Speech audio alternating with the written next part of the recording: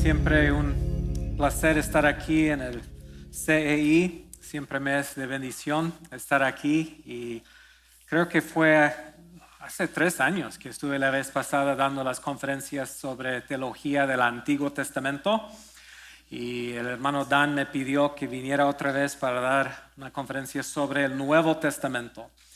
Entonces, en realidad no es una conferencia como pensamos en conferencia con predicación. Es realmente una clase. Y la verdad es que es una clase, algo pesado en cuanto a su contenido. No es algo muy sencillo, pero es algo que he estado preparando los últimos meses y es algo que creo que puede ser de mucho provecho para nosotros y nuestra vida. Entonces vamos a empezar con oración y podemos ya empezar con la clase. Te damos gracias, Dios, por esta oportunidad de estudiar tu palabra. Y nuestro deseo es sentarnos a tus pies. Nuestro deseo es escuchar y entender lo que tú nos quieres revelar por medio de tu palabra. Dios, confesamos que necesitamos tu ayuda, necesitamos la presencia y ayuda de tu Espíritu Santo. Necesitamos la ayuda para poder evitar las distracciones y todos los pensamientos que vienen a nuestras mentes. Dios, gracias por el privilegio de estudiar tu palabra. Ponemos en tus manos este tiempo. En el nombre de Cristo oramos. Amén. Muy bien. Entonces, muchos de ustedes tienen el cuaderno Promesas Cumplidas, la teología del Nuevo Testamento. Esta clase, Teología del Nuevo Testamento, es parte de una materia que muchas veces se llama la teología bíblica. La teología bíblica. ¿Qué es la teología bíblica? Muchas veces las personas me preguntan, ¿por qué hablas de la teología bíblica? ¿No es toda la teología bíblica? ¿Existe otra clase de teología que no es bíblica? Bueno, cuando usamos estas palabras teología bíblica, estamos hablando de un tema muy específico. La teología bíblica es el estudio de lo que toda la Biblia enseña. Es el deseo de leer toda la Biblia para determinar su mensaje teológico, el gran mensaje de la Biblia y entender sus temas o sus ideas teológicos que Dios quiere comunicar por medio de su palabra. Y lo hacemos por medio de estudiar la Biblia históricamente o cronológicamente. Y así podemos entender la teología bíblica si hacemos una comparación con la teología sistemática, o a veces se llama doctrinas bíblicas. Cuando hablamos de la teología sistemática o doctrinas bíblicas, normalmente estamos hablando de un estudio temática de la Biblia. Entonces, en la teología sistemática nos acercamos a la palabra de Dios normalmente con una pregunta. Y la pregunta es, ¿qué enseña la Biblia acerca de este tema? ¿Qué enseña la Biblia acerca de la persona de Jesucristo? ¿O qué enseña la Biblia acerca del pecado o del Espíritu Santo o el divorcio? O sea, puede ser cualquier pregunta que nosotros hemos traído a la Biblia. Eso es la teología sistemática. La teología bíblica es un poco diferente. Aunque la teología sistemática estudia la Biblia por temas, la teología bíblica estudia la Biblia cronológicamente. Ustedes que estaban aquí la vez pasada recuerdan que hicimos un recorrido, un tour de todo el Antiguo Testamento. ¿Okay? Entonces, en vez de llegar a la Biblia con una pregunta acerca de un tema, llegamos a la Biblia preguntando ¿qué es lo que la Biblia enseña? ¿Qué es lo que naturalmente o orgánicamente surge de una lectura, un estudio teológico de la palabra de Dios? Entonces, la tarea de la teología bíblica es descubrir y explicar el mensaje general y los mensajes de la Biblia siguiendo la revelación progresiva de Dios a través de la historia. Okay, entonces, en esta clase vamos a enfocarnos en la teología del Nuevo Testamento. ¿ok? Pero lo que vamos a hacer hoy y mañana en la mañana es empezar en el Antiguo Testamento. Y vamos a hacer un recorrido rápido del Antiguo Testamento para prepararnos para ya entender la teología progresiva del Nuevo Testamento. ¿Ok? Entonces, los objetivos de la clase. Tengo aquí 8. Queremos entender la trama de la historia de la Biblia. ¿De qué se trata la Biblia? Si alguien te preguntara acerca de qué es la Biblia, ¿está capaz usted de decir en unos 10 o 15 minutos, aquí es la historia de la Biblia? La Biblia es acerca de y contar de una manera concisa la historia de la Biblia. Queremos poder entender esa historia bíblica. Okay, número 2, entender las metas y el propósito de la historia bíblica. ¿Qué es lo que Dios está haciendo en la tierra y en la historia? Si tenemos una historia, ¿qué es lo que Dios está cumpliendo con ese gran plan? Y vamos a ver en los próximos días que Dios tiene unos planes, unos propósitos muy, muy específicos. Número 3, queremos entender los temas principales de la historia bíblica. A través de la historia bíblica hay varios hilos, varios temas que atraviesan la historia de la Biblia y dan unidad a la historia bíblica. Y las historias individuales de la Biblia agarran esos hilos y desarrollan esos temas. Entonces queremos identificar esos temas principales para que cuando llegamos al Nuevo Testamento podamos entender cómo los autores del Nuevo Testamento entienden el cumplimiento de esas cosas en la persona, en la vida de Jesucristo. Número 4, queremos entender cómo la promesa del Mesías, o sea, el Rey y Salvador futuro, ¿okay? Cómo la promesa del Mesías venidero y su reino se desarrolla a través de la historia bíblica. Lo que vamos a ver hoy es que en los primeros capítulos de la Biblia tenemos la promesa de un Salvador venidero. Y a través de la historia bíblica, su identidad y su misión se explica más y más. Entonces queremos poder ver cómo ese mensaje se desarrolla a través del Antiguo Testamento.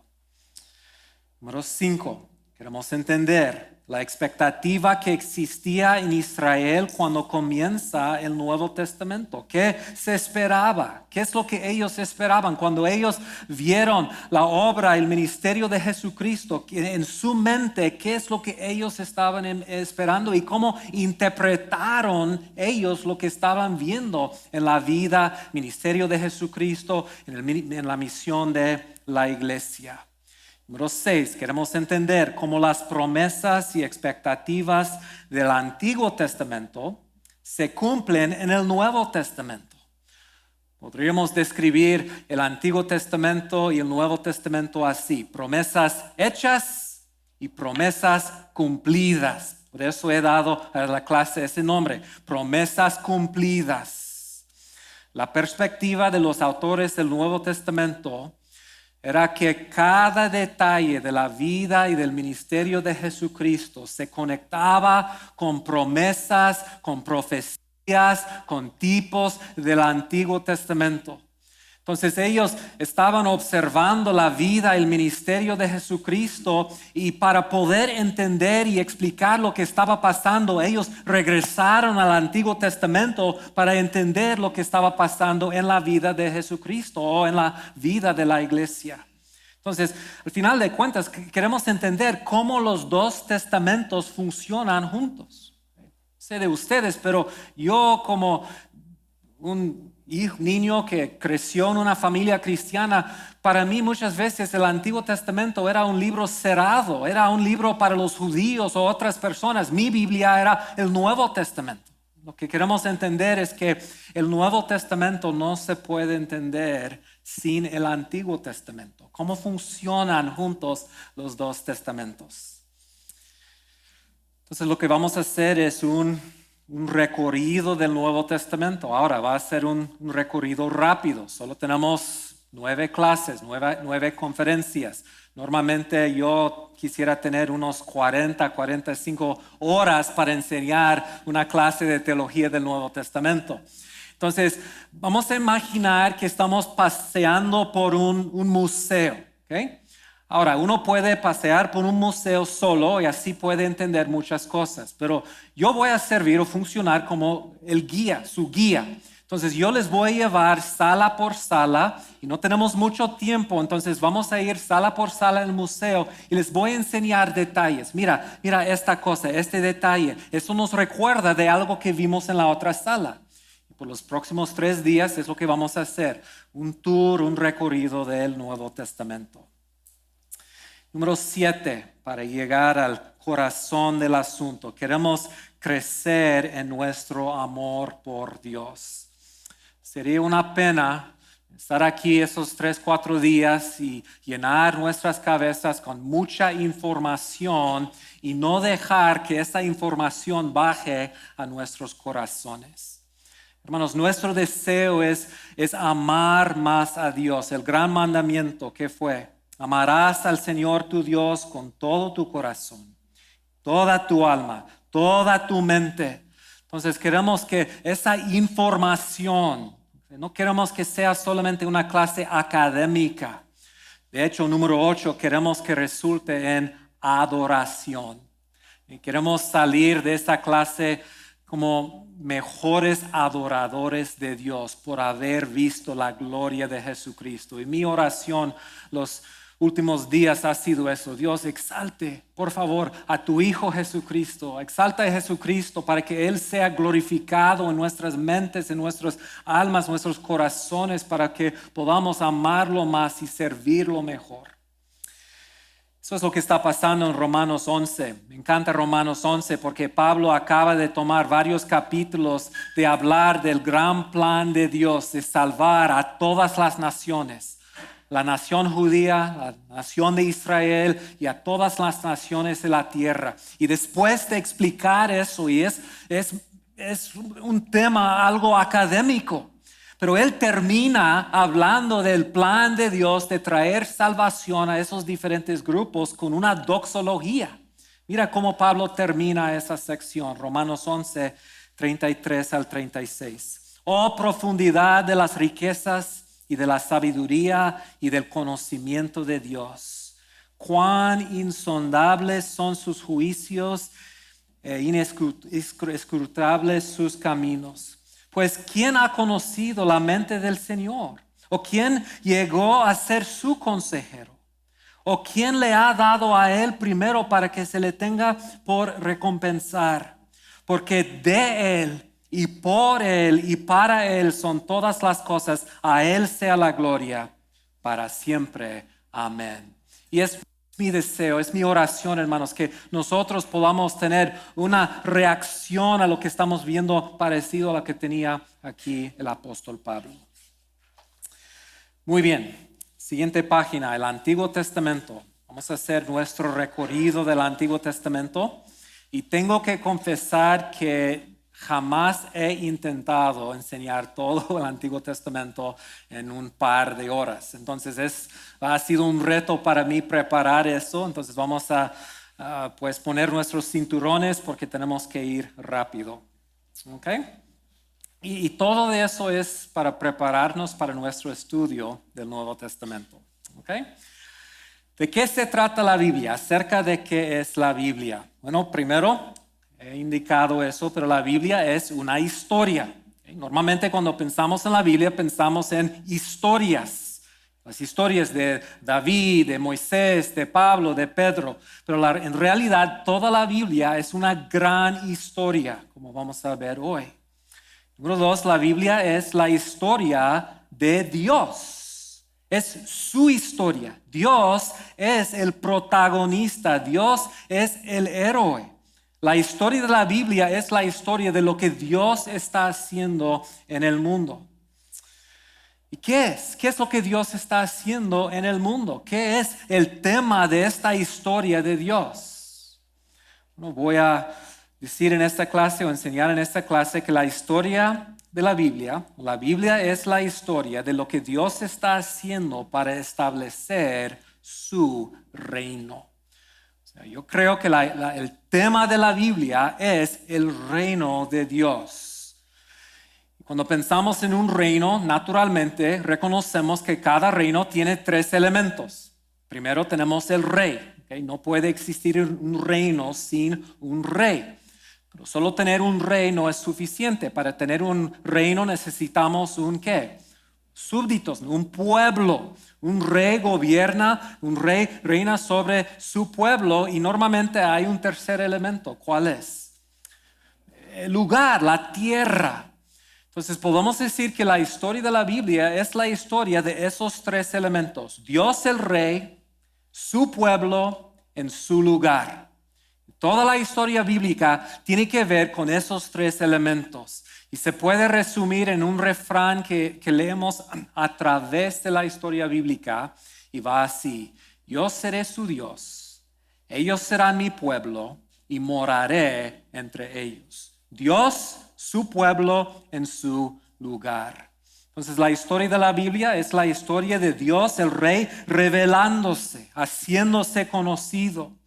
A través de la historia, ese Rey que se revela está trabajando y obrando para formar, para redimir un pueblo, un grupo de personas que lo ama y lo sirve y lo obedece y lo adora. Y ese rey toma a ese pueblo y lo lleva a un lugar, una tierra que él ha preparado, donde ellos pueden vivir en su presencia, él morando entre ellos, ellos sirviendo a Dios y amando a Dios como su pueblo.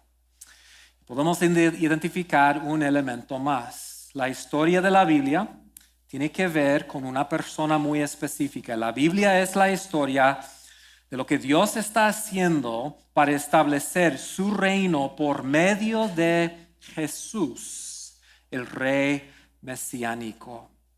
La historia de la Biblia es la historia de lo que Dios está haciendo para establecer su reino con esos 3 elementos, Dios, su pueblo y su lugar, pero haciendo eso por medio de Jesucristo.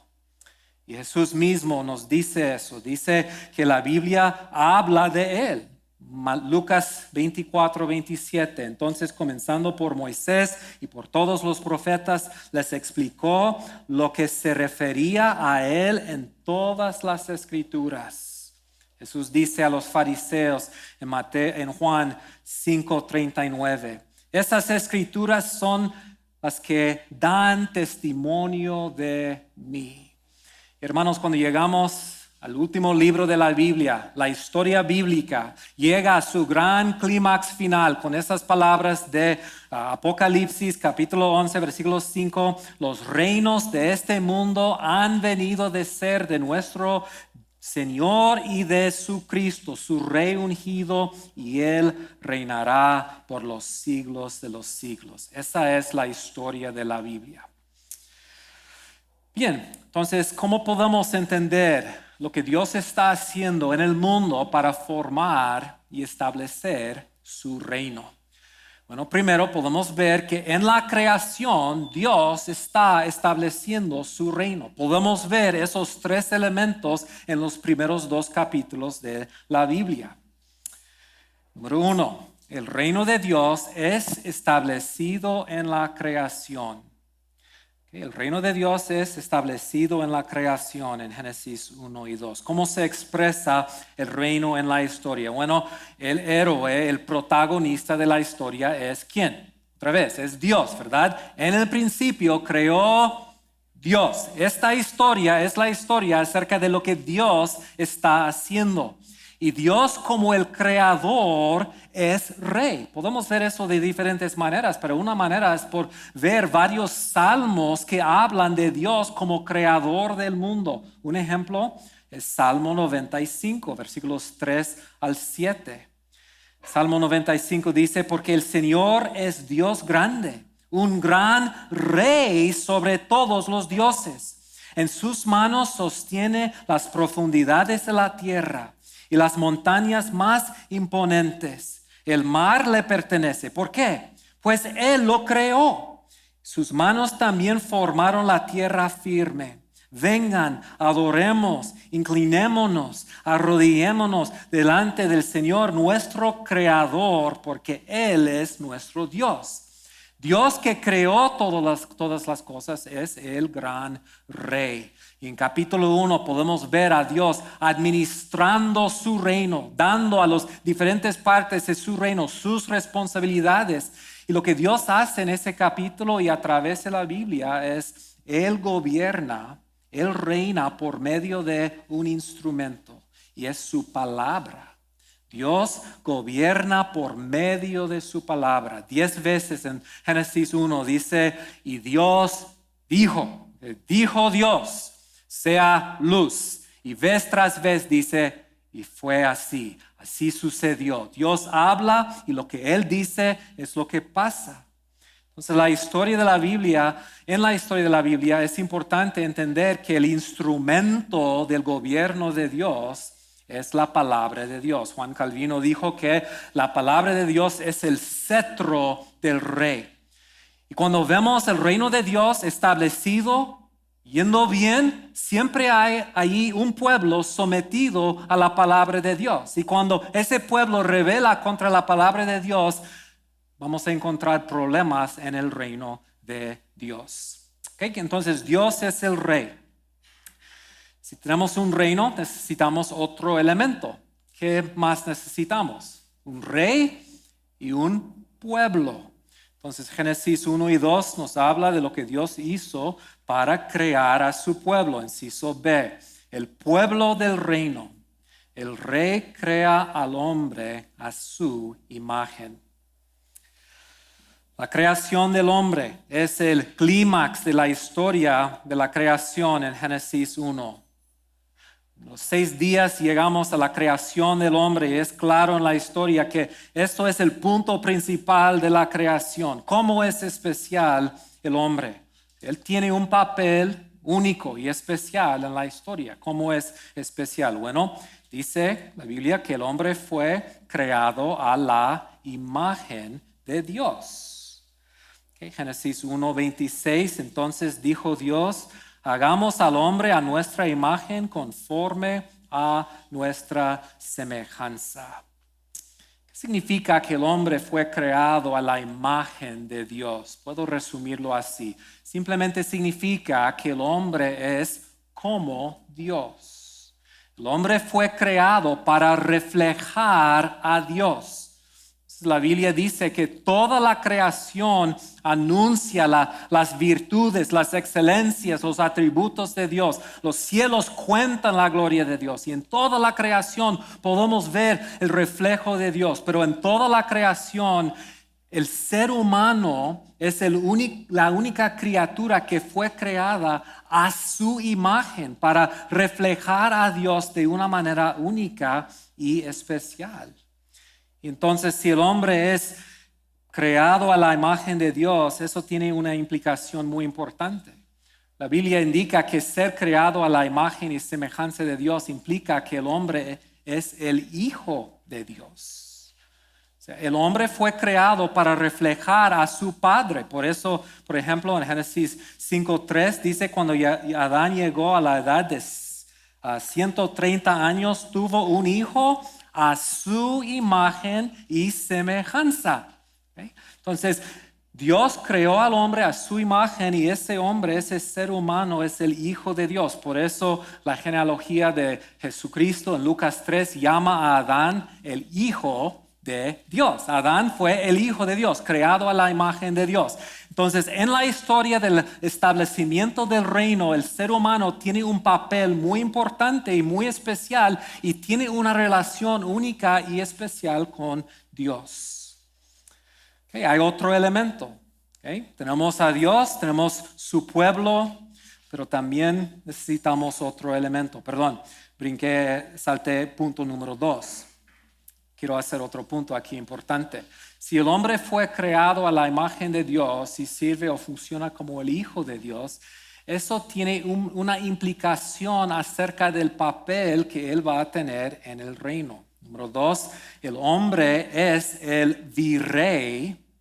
El hombre es el virrey o el gobernador mediador de Dios. Podemos decir que es el vicerregente de Dios. Un hermano ahí atrás me va a ayudar con la lectura, ¿verdad? ¿Puede leer, por favor, capítulo 1, versículos 26 al 28? Entonces dijo Dios: hagamos al hombre a nuestra imagen, conforme a nuestra semejanza, y señoree en los peces del mar, en las aves de los cielos, en las bestias, en toda la tierra, y en todo animal que se arrastra sobre la tierra. Y los bendijo Dios, y les dijo: fructificad y multiplicaos, llenad la tierra y sojuzgadla, y señoread en los peces del mar, en las aves de los cielos, y en todas las bestias que se mueven sobre la tierra. Okay, entonces, ¿qué es la implicación de que el hombre fue creado en la imagen de Dios? Dios le da dominio sobre su creación. Entonces, el hombre, como la imagen de Dios, representa el gobierno de Dios en la tierra. O sea, de esta manera el hombre es como Dios. Dios creó al hombre para ser un rey, para tener dominio. El hombre va a trabajar en esa creación y en ese reino como el rey mediador de Dios. El hombre fue creado para reflejar a Dios como su imagen y representar a Dios en la administración de su reino. Y a través de la historia vamos a ver eso, que para establecer su reino Dios va a levantar a reyes mediadores que representan a Él y representan su gobierno en la tierra. Y ahora llegamos a punto C, el lugar del reino. Dios crea el huerto de Edén para el hombre en capítulo 2. 2:8 dice: el Señor Dios plantó un huerto hacia el oriente en Edén y puso ahí al hombre que había formado. La palabra huerto aquí es una palabra que significa un jardín encerrado. Este pasaje dice que Dios creó, Dios formó ese lugar muy específico y muy especial, y 2 veces dice que Él pone al hombre y a la mujer en ese lugar.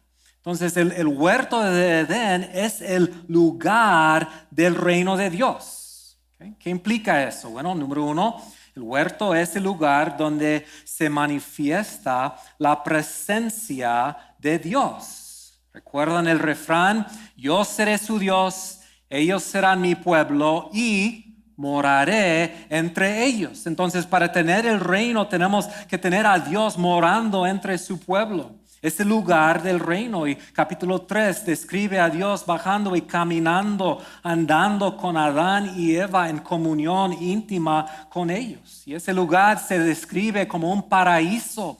Tiene árboles, y ríos, oro, piedras preciosas, todo que ellos necesitan para vivir.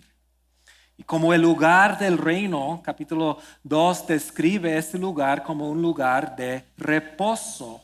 El huerto es un lugar de reposo. Es una palabra que vamos a ver vez tras vez a través de la historia. Un mega tema en la Biblia. Y siempre se relaciona con el lugar del reino.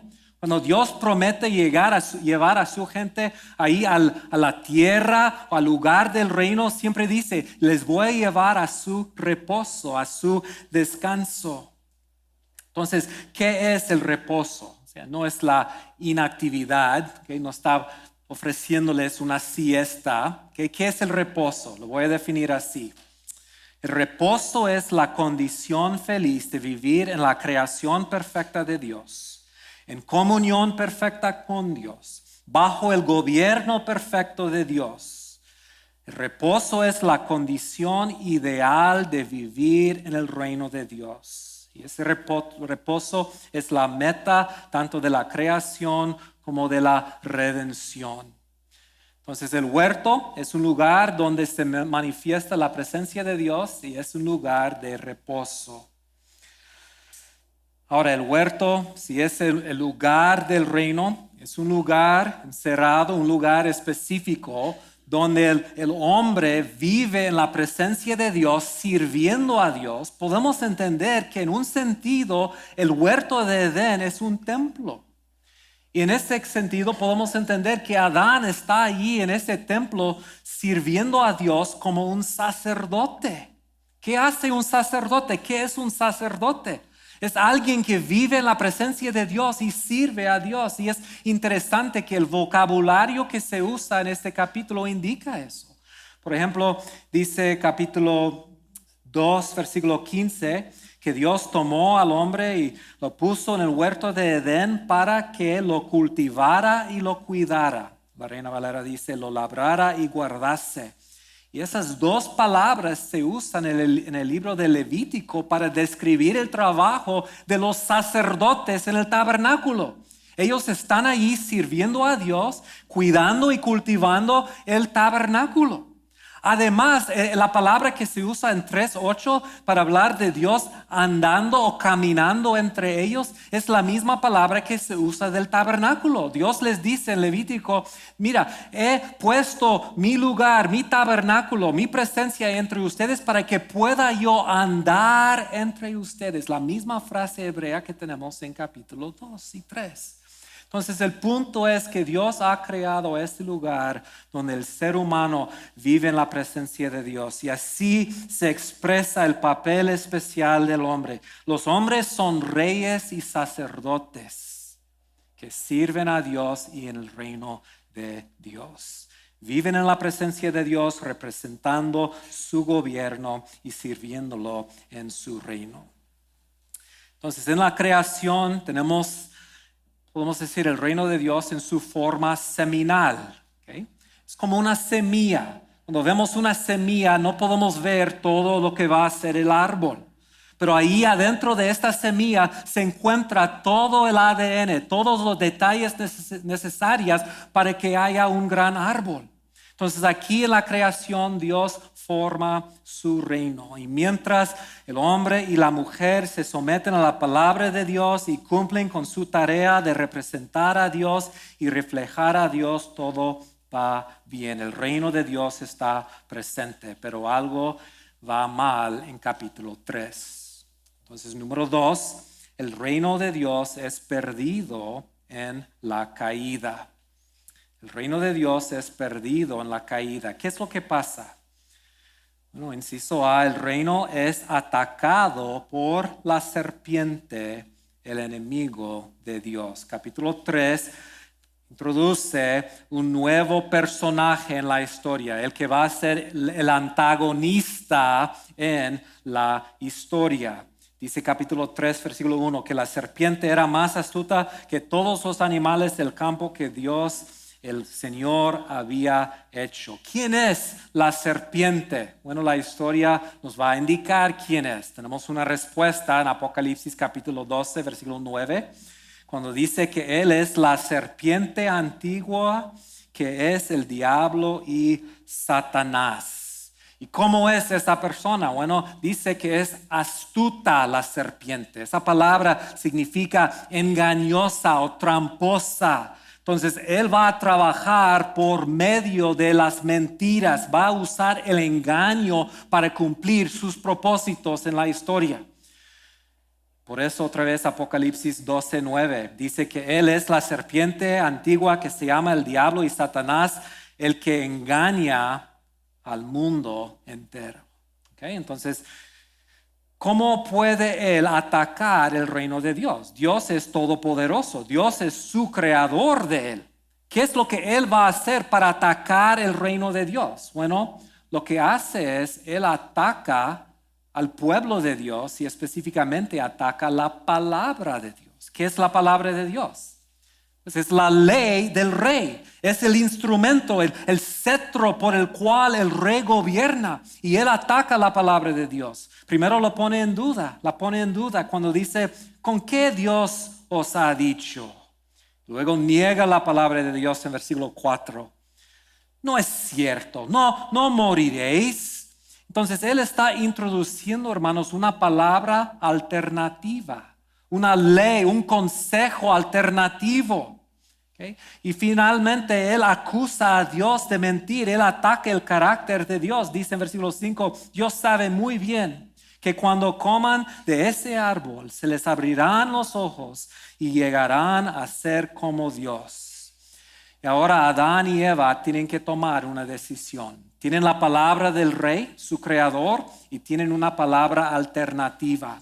¿Cuál palabra van a escuchar? ¿A cuál ley se van a someter? ¿Qué pasa? Bueno, inciso B, dice, el reino de Dios es rechazado por Adán y Eva. El hombre escoge la autonomía. Esa palabra autonomía significa autorregla. Ellos escogen rechazar el gobierno y la autoridad de Dios. Y su desobediencia, hermanos, es realmente un rechazo de la autoridad, la dignidad real y el gobierno de Dios. Ahora Dios no se considera como rey soberano. La criatura se ha puesto a sí mismo allí en ese trono. Él quiere gobernar allí en el lugar de Dios. Y eso es la esencia de la caída y del pecado. El resto de la Biblia es el deseo de ser autónomo, de gobernar a uno mismo. Entonces Adán y Eva rechazan su papel de ser los gobernantes mediadores de Dios. Adán y Eva son un rey y una reina rebelde. Inciso C. ¿Cómo va a responder Dios a este motín, esa rebelión de Adán y Eva? Esa revolución que ha causado la serpiente. Inciso C, el pecado resulta en maldición. La bendición de la creación se ha convertido en maldición. Y a través de la historia vamos a ver la tensión entre estas dos cosas.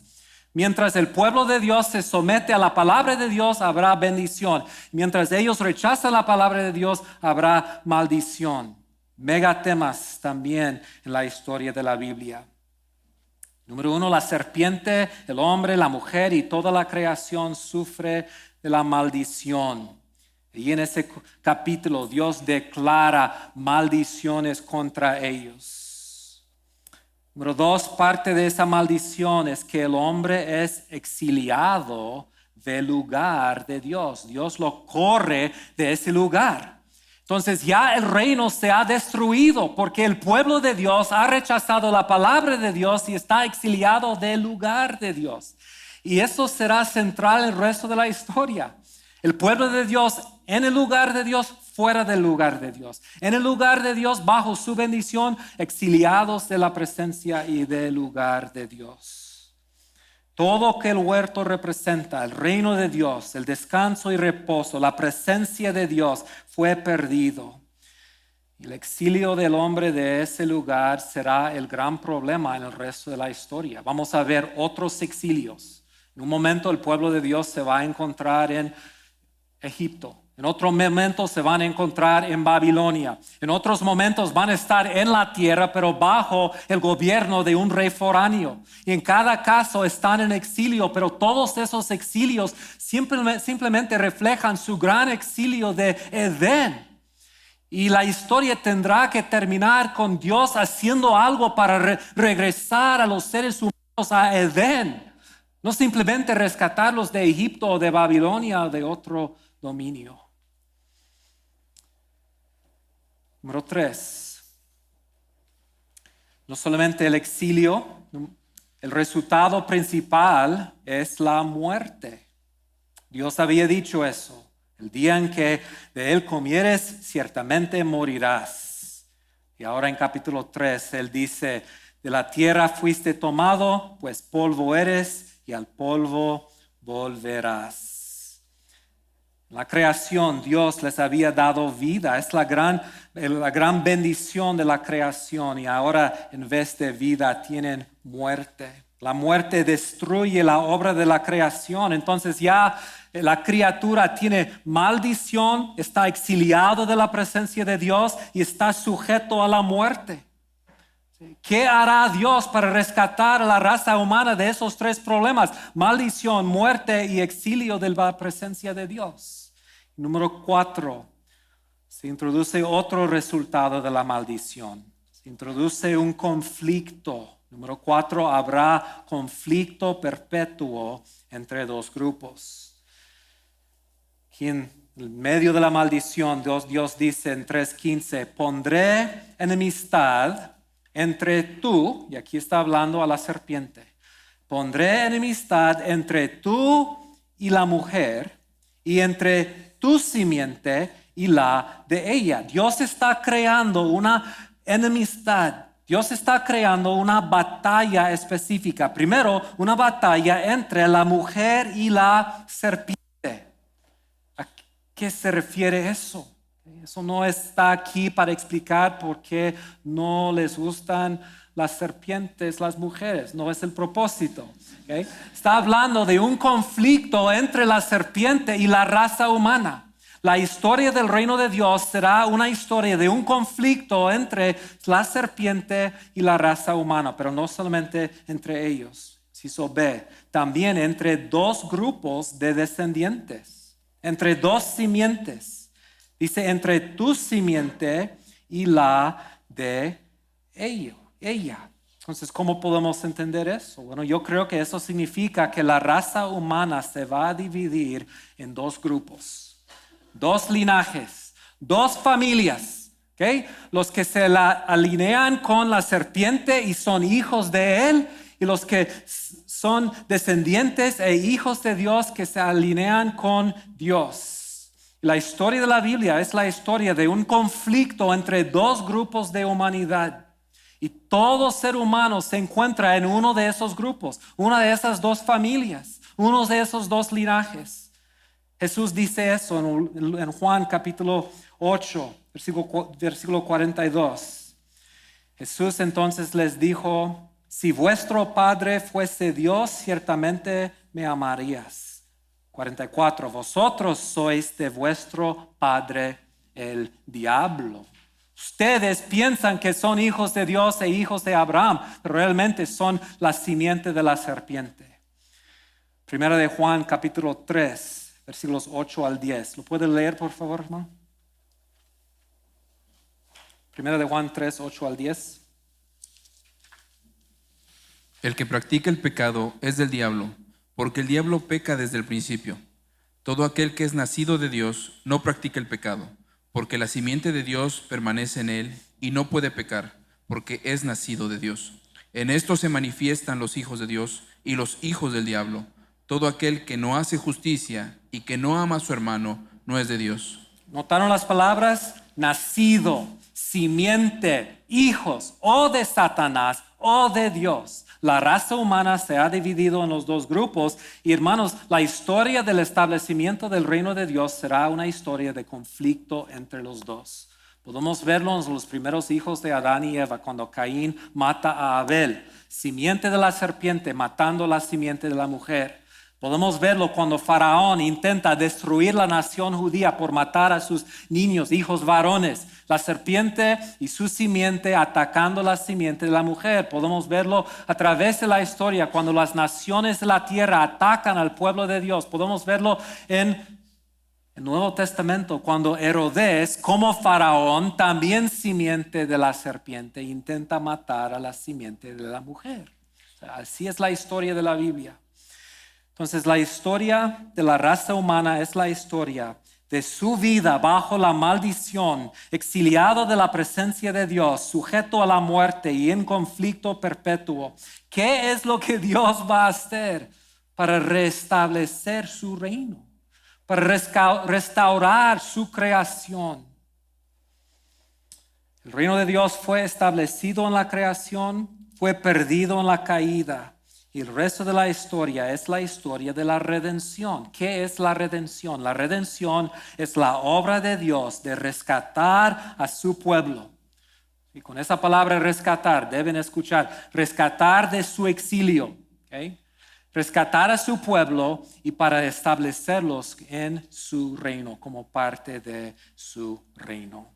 Entonces eso nos lleva al siguiente punto, el reino de Dios en la redención. ¿Cómo restaurará Dios su reino? Vamos a identificar en la historia del Antiguo Testamento 5 momentos de revelación, 5 momentos claves en los cuales Dios revela y avanza su plan de establecer su reino. Dios revela y Dios avanza su plan de establecer su reino por medio de promesas. Vamos a ver el resto de la clase hoy y también mañana en la mañana esos 5 momentos. Entonces, número 1. Dios establecerá su reino por medio de un libertador futuro, la simiente de la mujer. La primera promesa es que Dios establecerá su reino por medio de un libertador futuro, la simiente de la mujer. Inciso A, el plan de Dios se revela en el protoevangelio. El protoevangelio. ¿Qué es el protoevangelio? Es la primera instancia del evangelio en la Biblia. ¿Qué es el evangelio? Buenas nuevas, buenas noticias. ¿Cuándo comienzan en la Biblia las buenas noticias? El plan de Dios de rescatar a su pueblo y establecer su reino empieza en Génesis 3:15. Y aquí, hermanos, podemos ver la gracia de Dios. Envuelta en la maldición, en Génesis 3:15 se encuentra una bendición, una promesa. La gracia de Dios es simplemente Dios haciendo por nosotros lo que no podemos hacer por nosotros mismos. Nos encontramos en una situación muy desesperada. ¿Qué es lo que Dios va a hacer? Él en su gracia nos va a rescatar por medio de una persona. Génesis 3:15, ya leímos la primera parte que es maldición. Pondré enemistad entre tú y la mujer y entre tu simiente y la de ella. Notan las últimas dos líneas. Él te aplastará la cabeza y tú le herirás en el calcañar.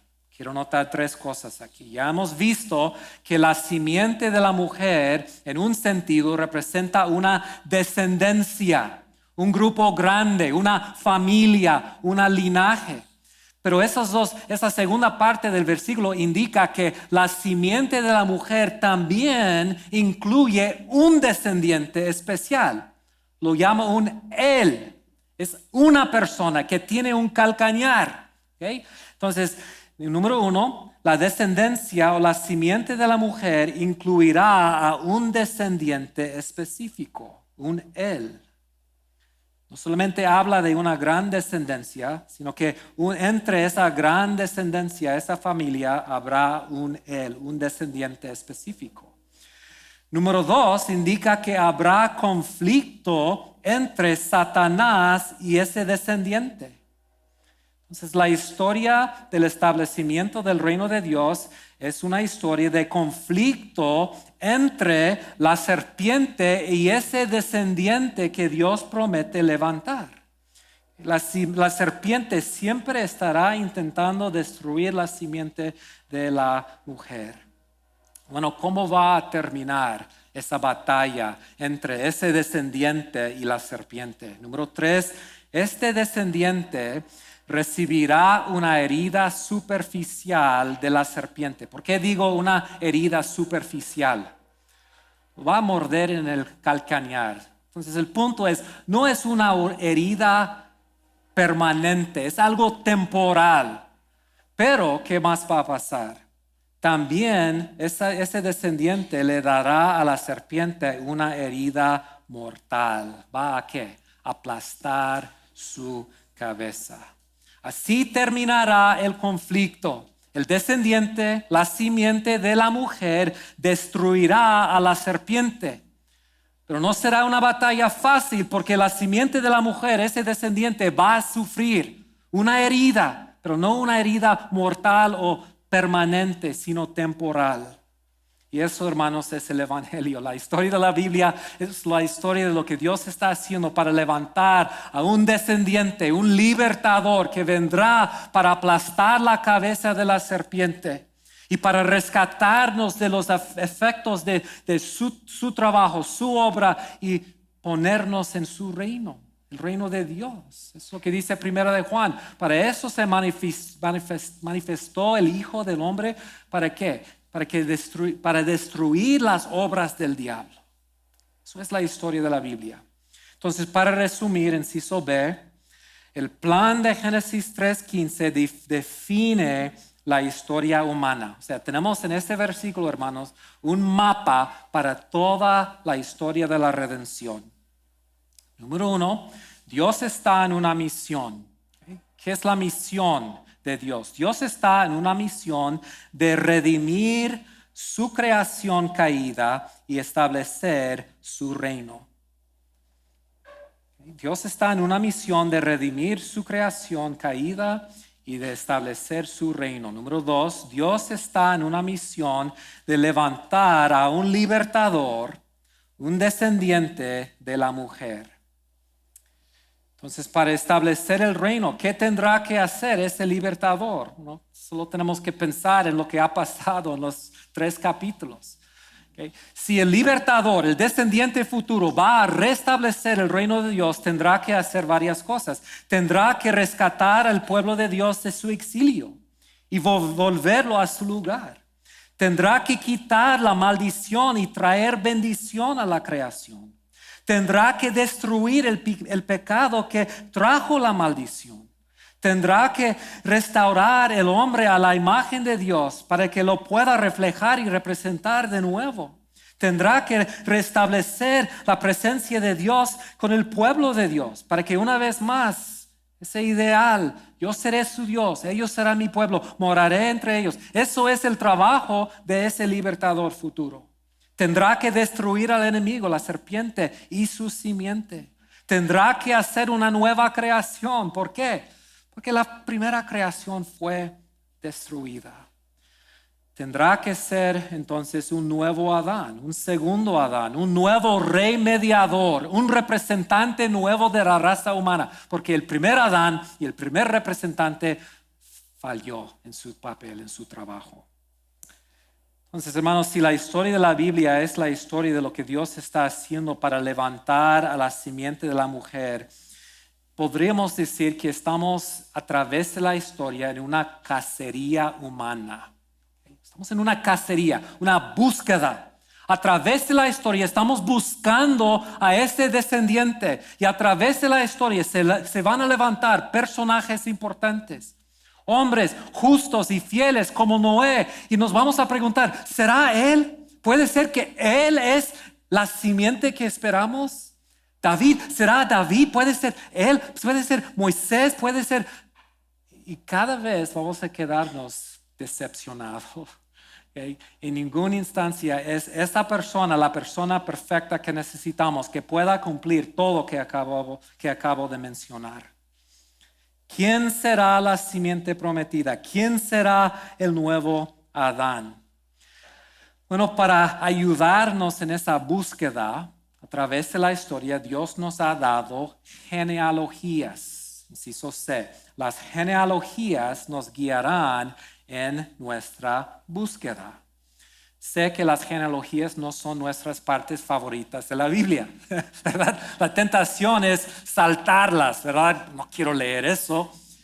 Pero son muy importantes, ¿por qué? Llegan a momentos importantes en la historia y esas genealogías trazan este linaje para llevarnos a la simiente final de la mujer. O sea, ¿quién será la simiente? ¿Quién será el libertador? Estamos en una búsqueda, estamos en esa cacería buscando a ese hombre. Y las genealogías están allí para ayudarnos por dónde va el linaje. Y nos lleva de familia a familia a familia y ayudándonos a enfocarnos en la familia y en la tribu o en la raza de la cual se va a levantar ese personaje. Número 3.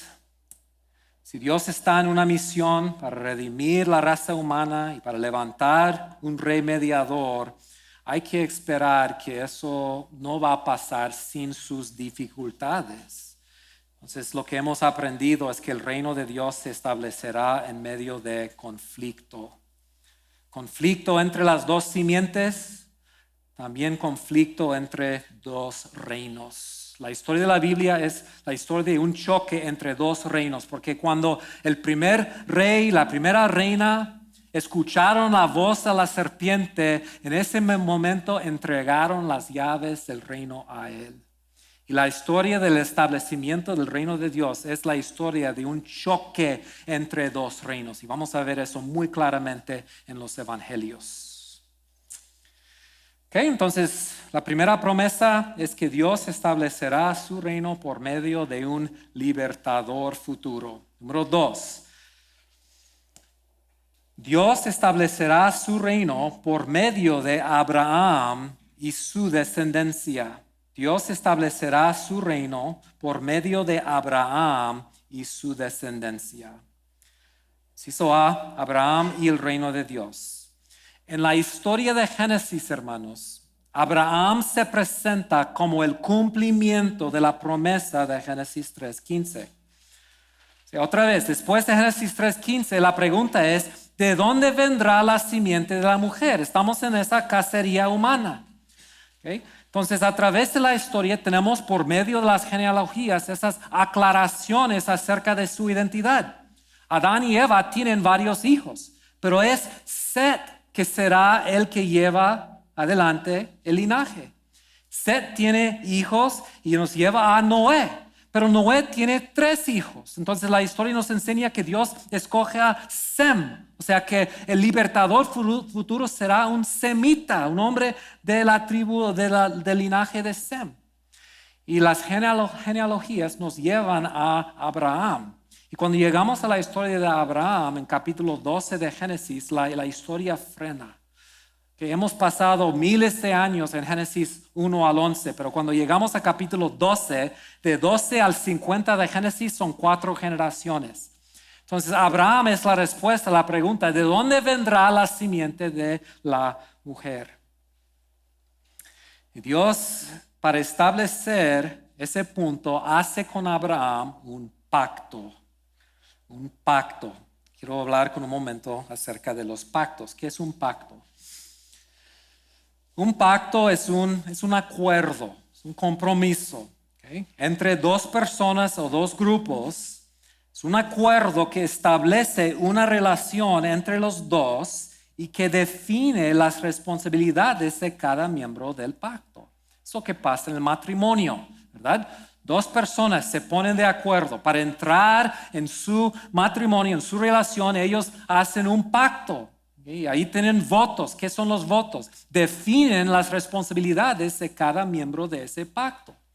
En la Biblia, Dios se acerca a personas y a grupos y les hace promesas. Son promesas que forman o desarrollan una relación entre Dios y ellos y explican lo que Dios va a hacer para establecer su reino por medio de ellos. Entonces, lo que vamos a ver es que a través de la historia Dios se acerca a una persona, a un grupo, les hace promesas, les hace un pacto para establecer una relación con ellos y ese pacto explica lo que Él va a hacer para establecer el reino de Dios por medio de ellos. Entonces, ¿cómo funcionan los pactos? Bueno, los pactos son promesas que definen los planes de Dios para establecer su reino. Los pactos aclaran lo que Dios está haciendo para levantar al libertador, o sea, la simiente de la mujer. Los pactos definen el pueblo de Dios. ¿Quiénes son el pueblo de Dios? Y establecen una relación entre ellos y Dios.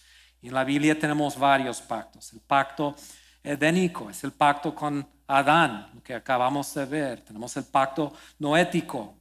Tenemos el pacto abrahámico que vamos a ver ahorita. El pacto mosaico, sinaítico, se llama a veces el antiguo pacto, el pacto davídico, el nuevo pacto. Y por medio de esos pactos, hermanos, Dios revela y avanza su plan de establecer su reino. Ahora, en Génesis, el pacto se revela a Abraham a través de su vida. No se revela en un solo momento. Empieza, como vamos a ver, en Génesis 12, 1 al 3. Pero a través de la vida de Abraham, Dios sigue dándole promesas que forman ese pacto. Entonces, quiero solamente aquí resumir los detalles de ese pacto. Número 1, Dios restablecerá su pacto por medio de Abraham y su descendencia. Dios restablecerá su reino por medio de Abraham y su descendencia. Lo que podemos ver, hermanos, en las promesas que Dios le da a Abraham, esos 3 elementos. Yo seré su Dios, ellos serán mi pueblo y moraré entre ellos. Entonces, ¿qué es lo que Dios promete? Bueno, inciso A, Dios promete que será el Dios de Abraham. Si empieza la historia, ¿cómo empieza la historia de Abraham? Dios llama a Abraham. Lo llama a seguirlo por fe y a entrar en una relación con sí mismo. Es importante reconocer. Josué capítulo 24 nos dice que Abraham y sus padres adoraron a otros dioses cuando estaban en Ur. O sea, eran idólatras. Entonces Dios está llamando a Abraham y diciendo, Abraham, si tú me sigues por fe, yo voy a ser tu Dios. Y a través de ese capítulo, vez tras vez, encontramos verbos en primera persona. Dios dice, haré, bendeciré. O sea, Dios será una presencia activa en la vida de Abraham. Y podemos ver esta intención en capítulo 17. ¿Puede leer, hermano, por favor, 17, 7 y 8? Y estableceré mi pacto entre mí y ti, y tu descendencia después de ti, en sus generaciones, por pacto perpetuo, para ser tu Dios y el de tu descendencia después de ti. Y te daré a ti y a tu descendencia después de ti la tierra en que moras, toda la tierra de Canaán en heredad perpetua, y seré el Dios de ellos. Pueden ver los tres elementos. Yo seré su Dios, ellos serán mi pueblo y moraré entre ellos. Segundo, inciso B, Dios promete que le dará una descendencia, un pueblo. Ahí dice 2:1, debe ser 12:1, perdón. Ellos serán mi pueblo. ¿Qué es lo que Dios le dice en capítulo 12? Se acerca a Abraham, llama a Abraham y dice, deja tu tierra y ¿qué? Tus parientes y la casa de tu padre. Abraham, yo quiero que tú dejes a tu familia porque yo te voy a dar una ¿qué? Una familia, una descendencia. Entonces, quiero que dejes a tus parientes y la casa de tu padre y vete a la tierra que te mostraré y haré de ti una nación grande. La promesa es que Dios le va a dar a Abraham descendencia. Y ya sabemos, hermanos, que en la historia la descendencia es todo. ¿Por qué? Porque la simiente de la mujer vendrá al mundo como un descendiente. Entonces, a través de la historia es súper importante esa idea de descendencia. Y a través de la historia de Abraham encontramos varios detalles acerca de esa descendencia. Primero, aquí dice que va a tomar una forma nacional. Haré de ti una, ¿qué? Nación grande. Entonces, desde ahora en adelante, la historia del establecimiento del reino de Dios, para establecer el pueblo, Dios va a hacer eso por medio de una nación. Y el resto de la Biblia es la historia de la nación que sale como descendencia de Abraham. Inciso B, Dios también aclara en capítulo 13, capítulo 15, capítulo 17, que Él tendrá una descendencia innumerable, como las estrellas, como la arena, como el polvo de la tierra, así será tu descendencia. Ahora, en este momento no sabemos exactamente lo que significa tener una descendencia innumerable. El Nuevo Testamento va a aclarar eso. Inciso C, otra aclaración. Se multiplicará para ser no solamente una nación, sino para ser muchas naciones. Capítulo 17, versículo 4. En cuanto a mí, ahora mi pacto es contigo y serás padre de multitud de naciones. Y un cuarto detalle, tendrá Abraham una descendencia real. Varias veces Dios le dice, reyes saldrán de ti. Entonces Dios levantará de la descendencia de Abraham a reyes mediadores, gobernantes mediadores que gobernarán sobre su reino. Y ahora, otra vez, en este momento en Génesis no sabemos a qué se refiere, pero en los siguientes pactos Dios va a aclarar quiénes son esos reyes futuros.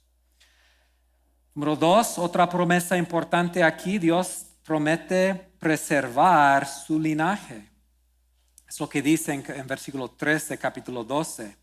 Bendiciré a los que te bendigan y maldiciré a los que te maldigan. ¿Por qué tiene Dios que trabajar para preservar y proteger ese linaje? Porque el reino de Dios se va a establecer en medio de ¿qué? Conflicto. Habrá conflicto. Si la descendencia de Abraham es la simiente de la mujer, a través de la historia, la simiente de la serpiente estará intentando destruir a la simiente de la mujer. Entonces Dios promete preservar y cuidar ese linaje. Entonces, por medio de Abraham, Dios va a restablecer su reino. El pacto establece a Dios como el Dios de Abraham y hace provisión por un pueblo y por reyes mediadores. Tenemos un elemento más. Si Dios es el rey, la descendencia de Abraham es el pueblo, ¿cuál es el último elemento que faltamos para tener el reino? El lugar. Entonces, incluido en las promesas es la promesa de una tierra prometida. Si eso sé, Dios le dará tierra, un lugar. Moraré entre ellos. No solamente le llamó a Abraham a dejar a su familia. El Señor le dijo a Abraham, deja tu tierra. ¿Por qué? Porque yo te voy a dar una tierra. Deja tu familia, yo voy a darte una familia. Deja tu tierra porque yo te voy a dar una tierra. ¿Por qué? Porque por medio de ti voy a establecer el reino de Dios. Yo seré su Dios, ellos serán mi pueblo y moraré entre ellos allí en esa tierra que les estoy prometiendo. Otro detalle importante, número 2. Las intenciones de Dios no son solamente para bendecir a Abraham y a su familia. Sus intenciones van más allá de la familia de Abraham. Número 2, Dios bendecirá a todas las naciones en Abraham. Dios bendecirá a todas las naciones en Abraham. Génesis 12, 2 al 3.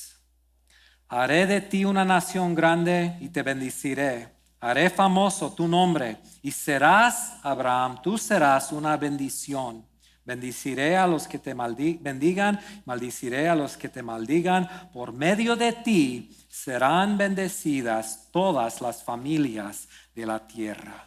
Entonces podemos decir que Dios tiene un plan misionero para Abraham. Sus intenciones para Abraham y para el establecimiento del reino de Dios va más allá de esa nación que va a salir como descendientes de Abraham. Y la historia va a aclarar eso más y más. Solo quiero notar un detalle más en la historia de Abraham. Me encanta cómo termina la historia de Abraham. Abraham tiene 2 hijos. ¿Quiénes son? Ismael e Isaac. Entonces la historia nos indica que Isaac es el que va a llevar adelante el linaje. Isaac tiene 2 hijos, Esaú y Jacob. Dios escoge a Jacob. Jacob tiene 12 hijos. ¿Cuál de los 12 hijos de Jacob será el hijo escogido para llevar adelante esa promesa?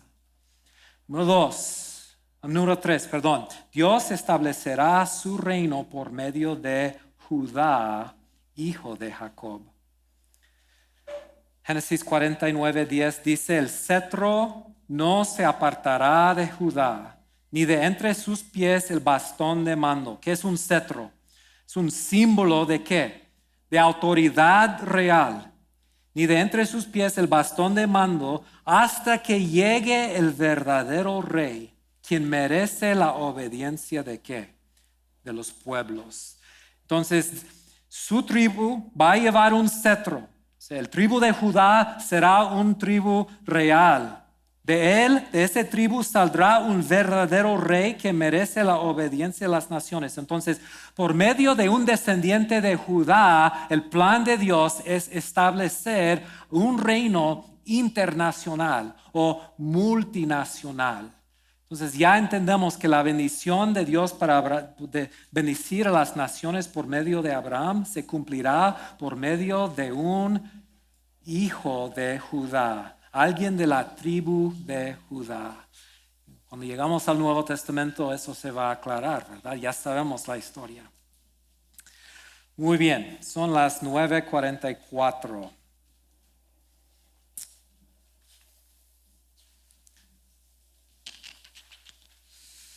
Ok, vamos a pararnos ahí. Ok, ya es tarde. No quiero perderles. Ok, entonces ya simplemente para resumir, la historia de la Biblia es la historia del establecimiento del reino. Primero en la creación, luego la pérdida del reino, en la caída, luego el restablecimiento del reino de Dios por medio de la redención. Dios define sus planes de establecer su reino por medio de la redención, por medio de pactos. ¿Qué son pactos? Son promesas que establece una relación entre Dios y una gente y que definen y explican lo que Dios va a hacer para establecer su reino por medio de ellos.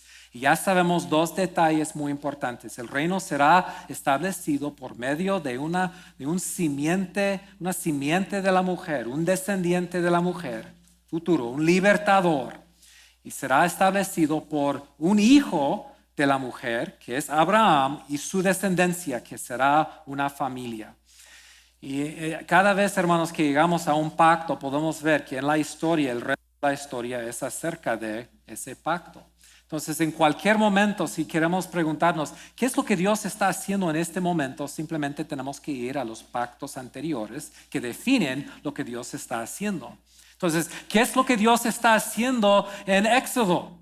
Está trabajando para hacer una nación grande de Abraham. Está trabajando para levantar a un libertador futuro que aplastará la cabeza de la serpiente. Así va la historia. Vamos a terminar con oración. Te damos gracias, Dios, por tu palabra. Gracias por la belleza, la unidad de tu palabra. Y otra vez nuestro deseo es entenderla para poder amarte mejor, servirte mejor y ser mejores adoradores de ti. Entonces pedimos otra vez tu ayuda en esta semana. En el nombre de Cristo oramos. Amén.